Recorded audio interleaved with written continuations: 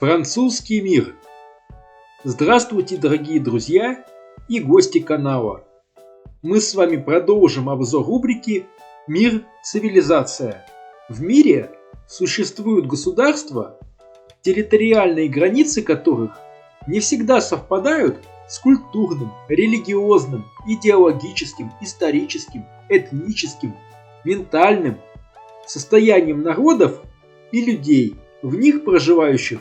Государства, которые в той или иной мере претендуют на главенство в этих параметрах, называются мир, цивилизация.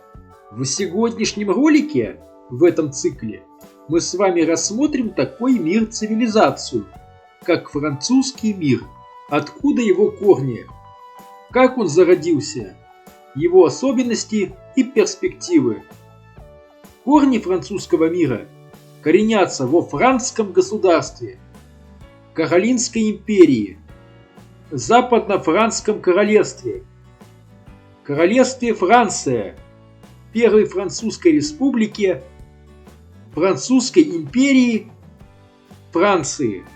Франкское государство со столицей в Турне, ныне город в Бельгии, недалеко от границы с Францией, на уровне власти имело германское, франкское происхождение. Франки появились на территории Римской Галлии в период падения Западной Римской империи, в момент великого переселения народов, когда они основали свое государство.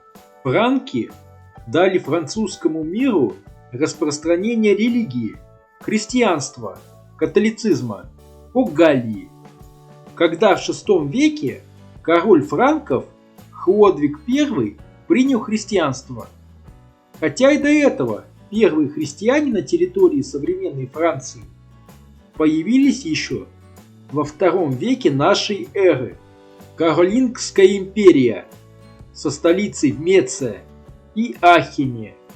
Название империи и династии происходило от самого выдающегося представителя Карла Великого, который наиболее расширил земли франков. Коронация Карла Великого императорской короной произошла в Риме папой Львом III в 800 году. Империя каролингов дала французскому миру идею величия франков, французов, как одной из лидирующих сил. Западно-франкское королевство со столицей в Париже образовалось в результате раздела Франкской империи, дала французскому миру вектор к самостоятельному развитию будущей Франции. Королевство Франция со столицей в Париже дало французскому миру в первый раз статус одной из мировых колониальных сверхдержав. Началом колониальной эпопеи Франции принято считать 1534 год и человека, положившего этому начало, Жака Картье. Королевство вывело Францию на мировую арену, как в культурном, так и в политическом плане. Французский язык с 17 века по 19 век заменил латынь в качестве лингва франка, став основным языком дипломатии и европейских дворов.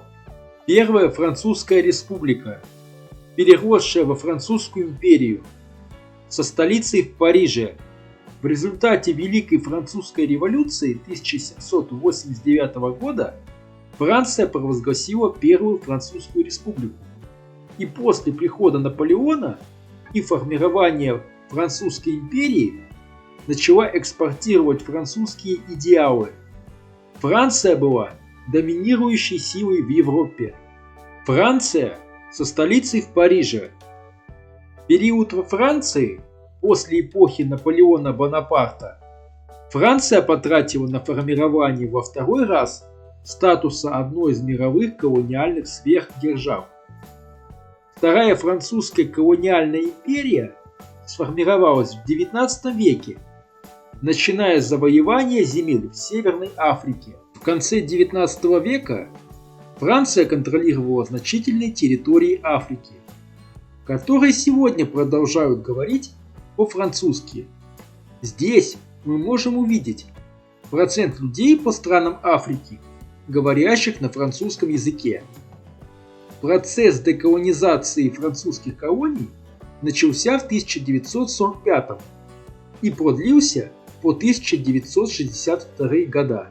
С целью сохранения Франции своих позиций в колониях с 1946 по 1958 года был создан Французский союз. Его целью была трансформация французской колониальной империи. Однако с 1959 по 1960 года он был преобразован во Французское Содружество при тех же функциях. Сегодня Франция имеет в своем владении ряд бывших колоний со статусом заморских территорий. Особенно можно выделить землю Адели, часть территории Антарктиды, на которую претендует Франция. Сегодня французский мир представлен таким объединением, как франкофония. Термин франкофония впервые был введен в 1880 году французским географом Онезимом Реклю для обозначения географических территорий, где распространен французский язык или совокупности людей, говорящих по-французски. Число людей, говорящих на французском языке по разным оценкам, варьируется от 300 до 450 миллионов человек. Французский язык является официальным языком в 29 странах, и еще в 6 странах он является языком определенных областей и регионов. После обретения независимости некоторые бывшие французские колонии стремились продолжить сотрудничество с Францией. Так, в 1970 году было создано Агентство по культурному и техническому сотрудничеству, которое в 1998 году было переименовано в Межправительственное агентство франкофонии. Политический вес объединения франкофония получила после прошедшего в 1986 году в Париже первого саммита франкофонии. Сегодня франкофония является основным проводником Франции и французского мира в политической, экономической, технической, культурной и лингвистической сферах, кооперации и сотрудничества франкофонных стран, таких как Швейцария, Бельгия, Канада, страны Африки и многие другие. Современный французский мир, франкофония, выражает в себе цивилизацию центрового типа с полной самостоятельностью. Костяк элиты стран французского мира имеет романо-германское происхождение, за исключением Африки и Азии, где элиты имеют автохтонное происхождение. Цивилизация французского мира является одной из западных метрополий Западной Европы.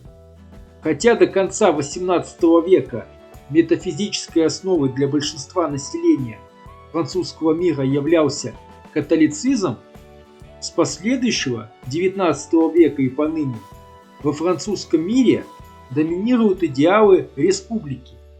Имея идеалы республики в основе французского мира, мы можем вычленить одну четко прослеживающуюся закономерность.